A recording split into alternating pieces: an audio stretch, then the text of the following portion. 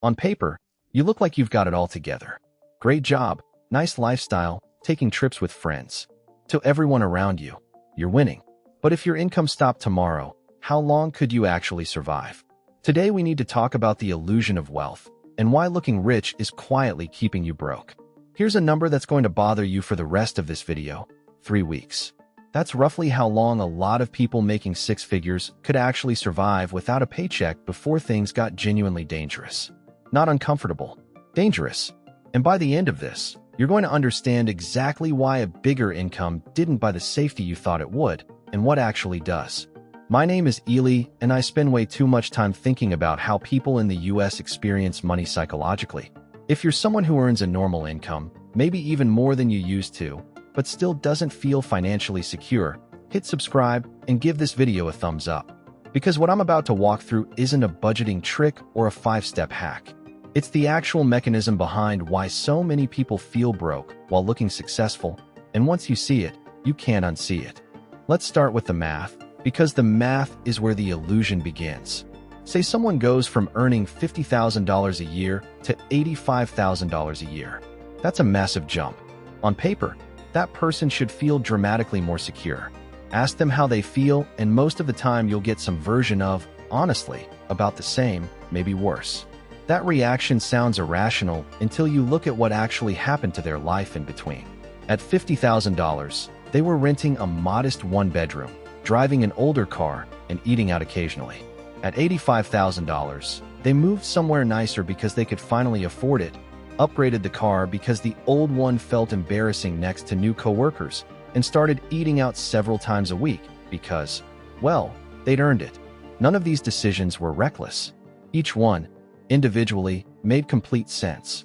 But collectively, the raise got absorbed before it ever touched a savings account. This is what economists call lifestyle inflation, and it's not a character flaw. It's closer to a reflex. Here's the thing most people don't realize. Your brain doesn't calculate financial safety in absolute dollars.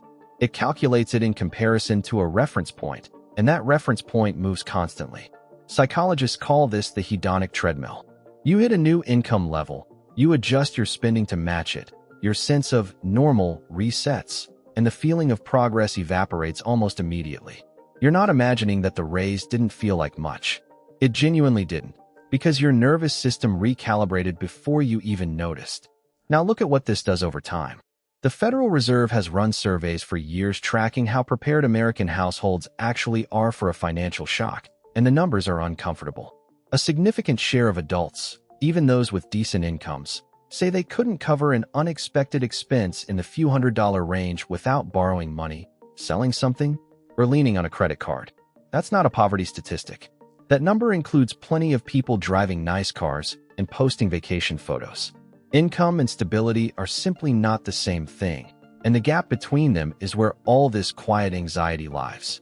This is where it gets interesting, because the story we tell ourselves about money almost never matches the spreadsheet. The American Psychological Association has consistently found that money is the single most cited source of stress for adults in this country, year after year, regardless of what the economy is doing. Not health, not relationships, money. And it's not just people who are struggling. It's people who look fine from the outside. Because stress isn't triggered by your actual bank balance. It's triggered by the distance between what you have and what you feel like you're supposed to have. Think about the difference between two people, both earning $75,000 a year. One of them grew up watching their parents stress over rent and has $500 in savings that they check obsessively.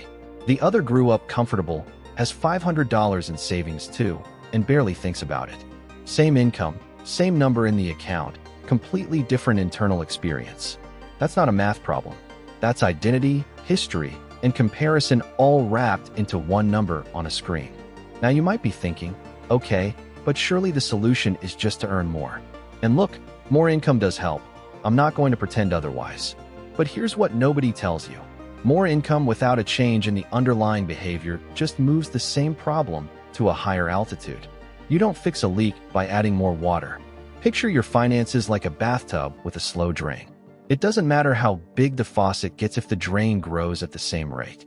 People assume the goal is a bigger faucet. The actual goal is understanding your drain.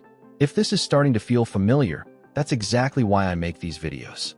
Hit subscribe so you don't miss the next one, because we're about to get into the part that actually changes how this plays out for you. So let's talk about the drain specifically. There are 3 quiet leaks that show up in almost every version of this story, and none of them look reckless in the moment. The first is what I'd call identity spending. This is money spent not on need, but on maintaining an image of who you've become. The nicer apartment because your job title changed.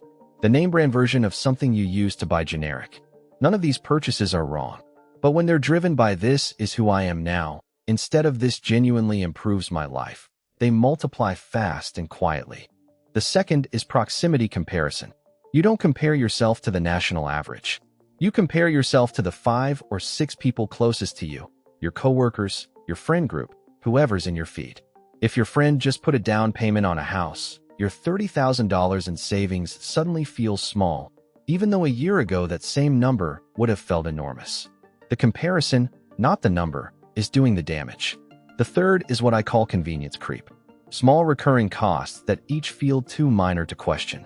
A subscription here, delivery instead of cooking there, the slightly nicer everything. Individually forgettable. Added up over a year. Often the difference between having a real emergency fund and not. Here's a simple way to picture this. Imagine your income as a hallway that keeps getting longer every time you get a raise. If your spending grows exactly as fast as the hallway, you're always the same distance from the door at the end, no matter how long the hallway gets. That door represents actual security, actual choices, actual peace of mind. The goal was never to build the longest hallway. It was to eventually reach that door. So what do you actually do with this? Not a 47-step plan, just 3 moves that create real separation between your income and your spending, instead of letting them grow in lockstep. First, before you upgrade your lifestyle after a raise, wait. Give it 60 to 90 days and put the difference somewhere you don't see daily, before your baseline resets around the new number. This single habit is the closest thing to a cheat code that exists here, because it works with your psychology instead of against it. Second, pick one number that actually represents safety to you. Not a vague, "I should save more." A specific number, like 3 months of essential expenses, rent, groceries, insurance, minimum payments. Write it down. Track progress toward that one number instead of vaguely trying to do better with money. Vague goals produce vague effort. Specific numbers produce specific behavior. Third, separate your identity spending from your baseline spending on purpose. Ask honestly, is this because I need it, or because of who I feel like I need to be right now? You don't have to eliminate identity spending. Just naming it puts it in a completely different category in your head, and that alone changes how automatically you reach for it. None of this requires earning 6 figures or finding some secret investment nobody else knows about. It requires understanding that the anxiety you feel isn't a sign that you're bad with money. It's a sign that your spending and your income have been growing at the same speed for a while, and nobody ever told you that's the actual trap. So if you've made it this far, here's the honest takeaway. The goal was never to look like you have it together. Plenty of people are excellent at that and still lie awake doing math at midnight. The goal is the quiet kind of stability that nobody on the outside can see, the one where an unexpected bill doesn't wreck your month, where a bad week at work doesn't feel like a 5-alarm emergency, where your money is finally working for the life you actually want instead of the version other people assume you're living. You don't need a bigger number. You need a bit more distance between your income and your spending, and that distance is something you can start building this week, not someday. That's the whole game. Not richer, just steadier. And steadier is the thing that actually lets you sleep at night.